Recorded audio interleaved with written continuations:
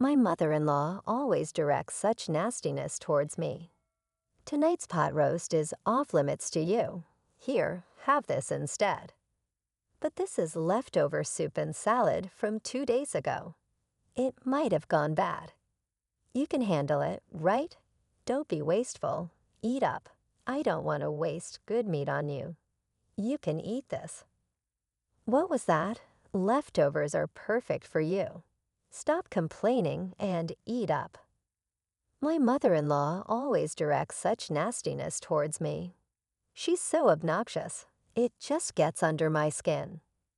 My name is Mary, a 27-year-old woman juggling both work and home responsibilities.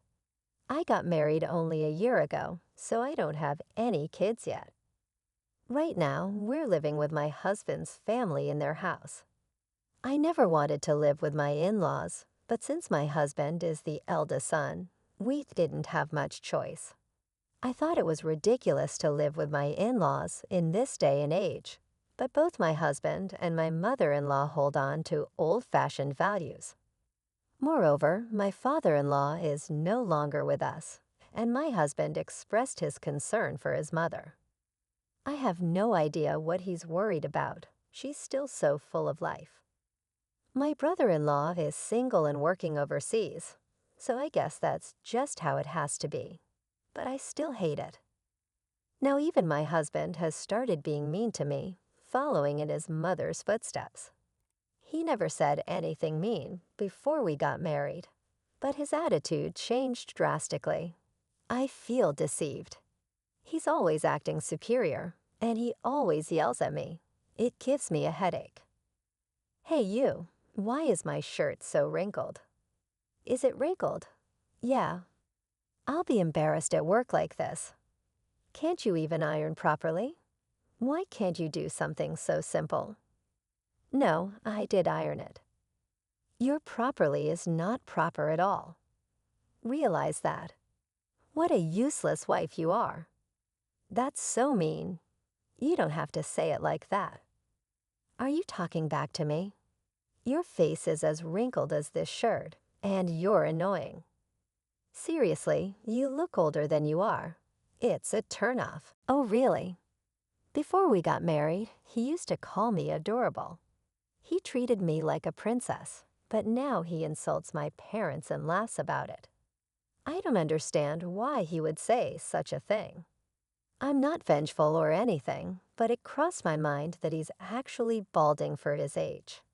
I even found myself wishing that he would go completely bald one day. Our marriage is still pretty new, but I'm concerned about the future.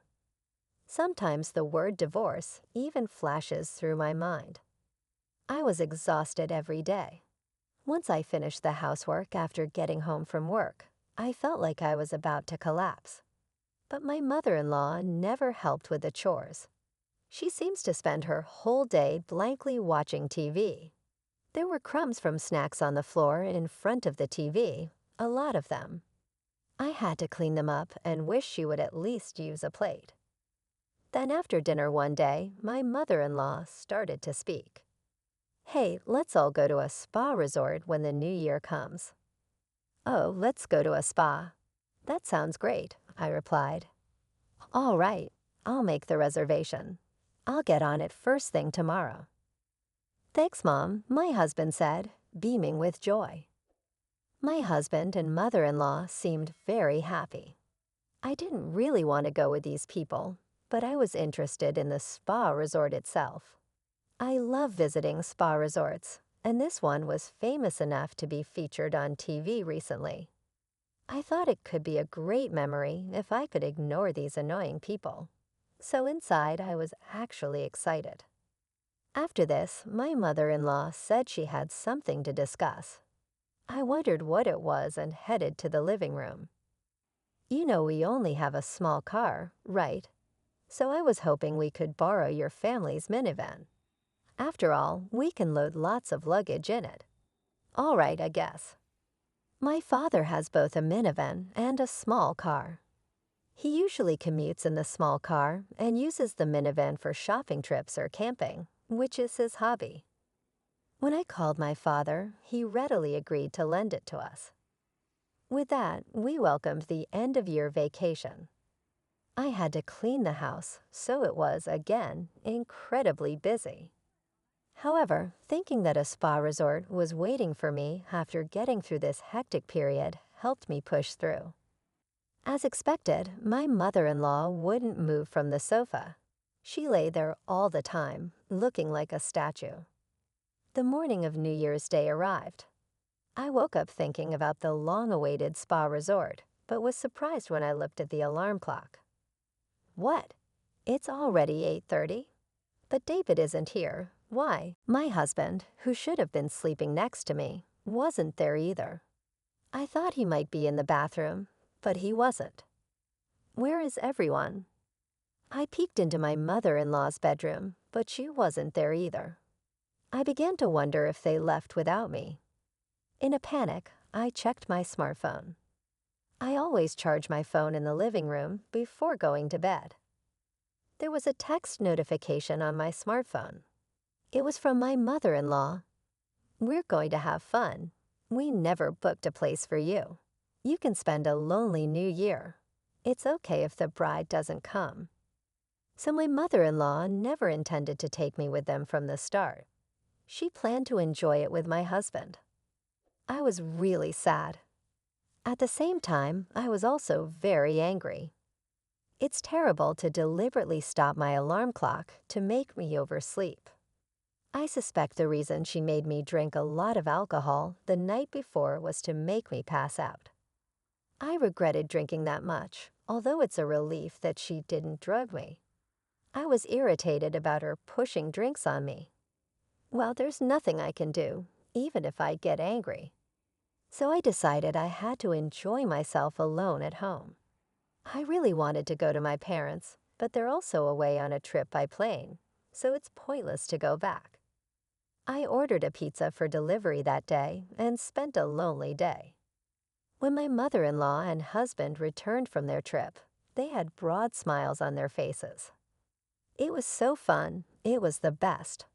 I want to stay there again, of course, without you, Mary. Here. This is the souvenir.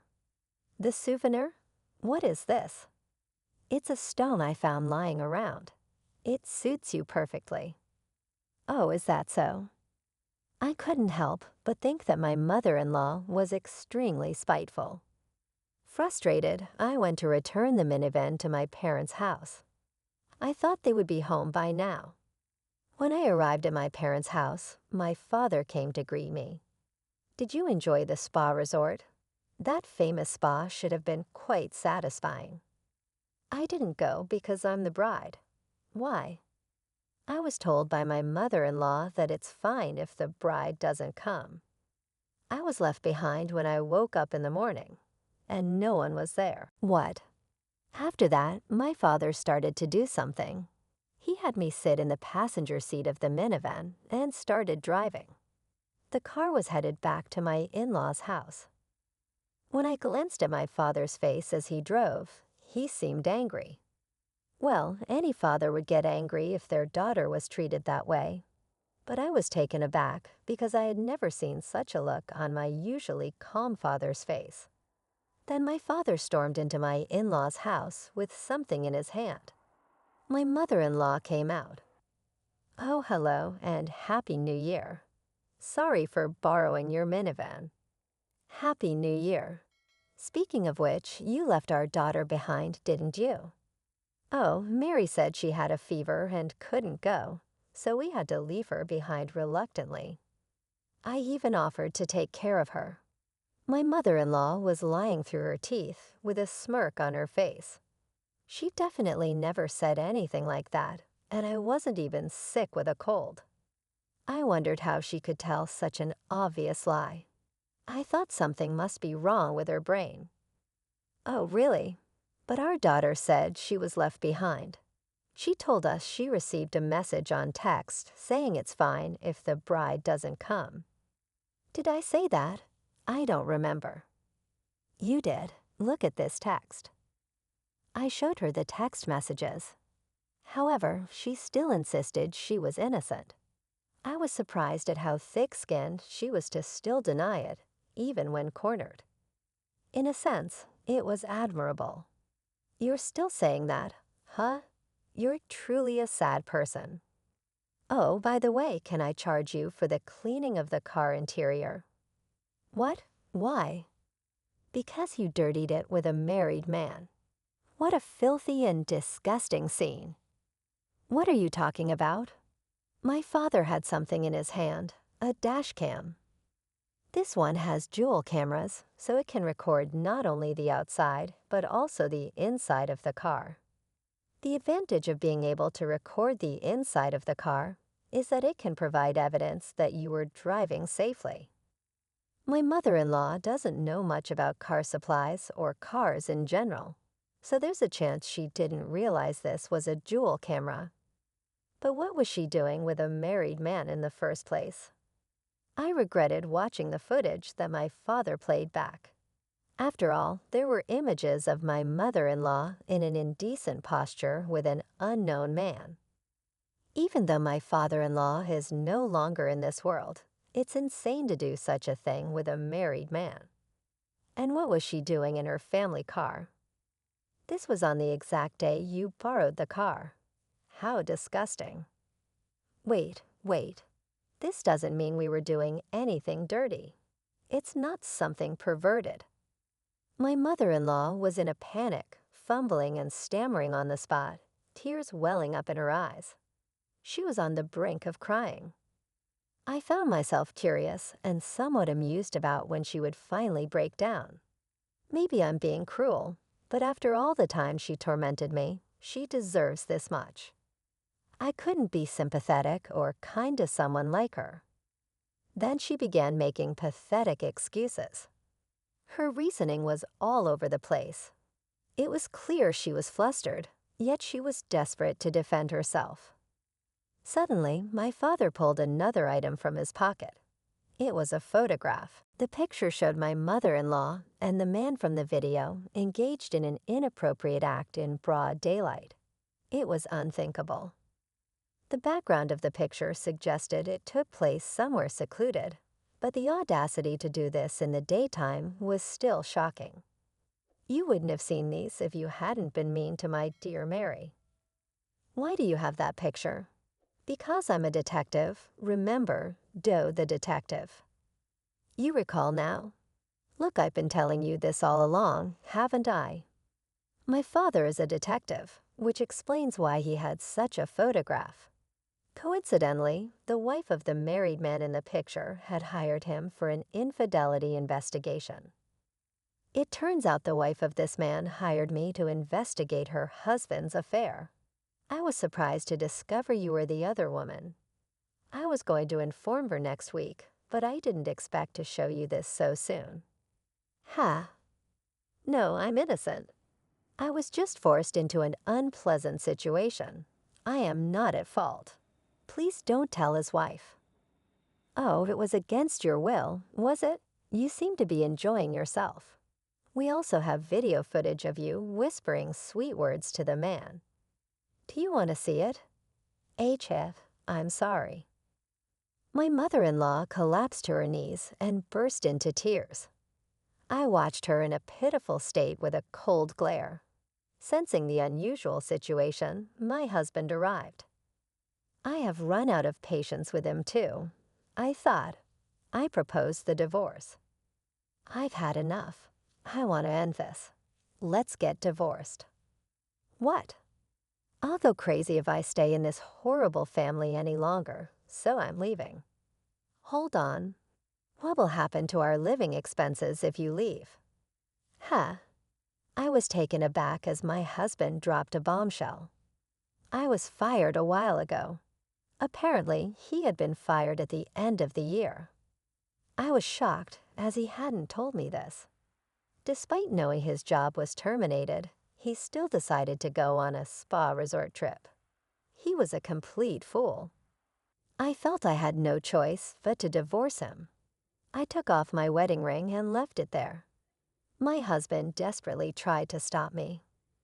Wait, can't you forgive me for not taking you on the spa resort trip? It's not just about the trip. I don't want to be with you or your mother anymore. If you want to live with your mother that much, then go ahead. You mama's boy. Please wait. Don't go. I got a lawyer and proceeded with the divorce. My ex-husband seems to be having trouble managing his living expenses now that I'm gone. I thought he should find a new job quickly, but having been fired from his last job for theft, he'll probably struggle to find a new one. His previous company had fired him because he had been caught stealing. Apparently, they decided they couldn't trust him and didn't need someone like that. Unsurprisingly, the wife of my mother-in-law's lover demanded compensation for the affair. She ended up spending all the money left by my father-in-law to settle the payment. I haven't seen my ex-husband or ex-mother-in-law since, but I imagine they're probably living a hard life. It doesn't matter to me anymore. Currently, I'm living alone and enjoying my work. I made the right decision not to have a child with my ex-husband. Now I am enjoying a peaceful life and would be happy if I found a new love, if such an opportunity arises. This is my plan, to make sure to choose wisely.